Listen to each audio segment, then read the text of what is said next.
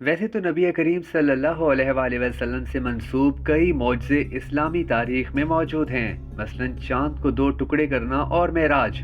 ہم نے آج کے لوگوں کو یہ کہتے ہوئے بھی سنا ہے کہ ہم نے اپنی آنکھوں سے ان معجزوں کو ظہور پذیر ہوتے نہیں دیکھا تو کیوں کر مان لیں۔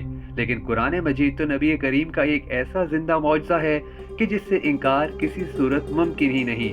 1400 سال گزر چکے ہیں مگر اس کی حیت تک نہیں بدلی، ایک لفظ کا رد و بدل نہیں ہوا۔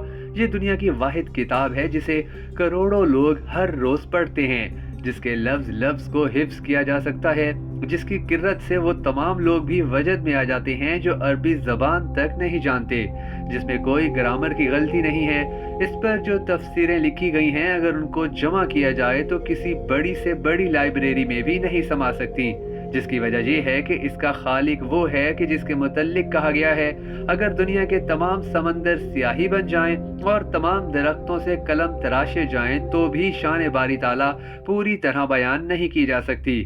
اس چھوٹی سی کتاب میں مکمل ضابطۂ حیات موجود ہے، اس میں قانون ہے، حکمت ہے، فلسفہ ہے، عبادات ہیں، زندہ رہنے کے طریقے بتائے گئے ہیں، مرنے کے آداب سمجھائے گئے ہیں۔ اس کی حفاظت کا ذمہ بھی خود اللہ تبارک و تعالیٰ نے لیا ہے، وگرنہ وہ آیات مبارکہ جو درختوں کے پتوں پر، پتھروں پر اور انسانی سینوں میں محفوظ تھیں ان کو یکجا کرنا بھلا کس کے بس میں تھا۔ یہ تمام کتاب ایک خاص ترتیب سے لکھی گئی ہے۔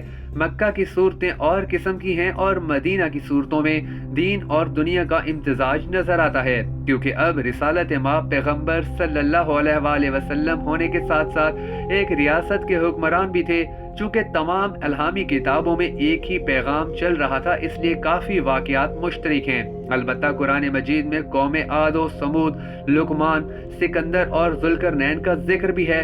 حقوق اللہ اور حقوق الباد کے قوانین اس لیے واضح طور پر بتائے گئے ہیں کہ یہ اللہ کی آخری کتاب ہے جو آخری نبی کے ذریعے لوگوں تک پہنچی۔ قرآن زندہ معجزہ کیسے ہو گیا بھلا؟ مامون کے زمانے میں یہ بحث چل نکلی کہ قرآن خالق ہے یا مخلوق۔ اگر عکاس کے میلے میں تمام عرب شعراء بیک زبان بھی کہتے کہ کلام بشر ہے تو بھی یہ بات روز روشن کی طرح عیاں تھی کہ اتنی پر حکمت کتاب کسی ایسے شخص کی ذہنی کاوش نہیں ہو سکتی جو دیگر پیغمبروں کی طرح ریوڑ چراتے تھے۔ آپ نے 40 سال کی عمر تک ایک شعر نہ کہا، نثر نہ لکھی، جن کی راست گوئی کے چرچے سارے عرب میں پھیلے ہوئے تھے۔ ان کی نجابت اور شرافت مسلمہ تھی۔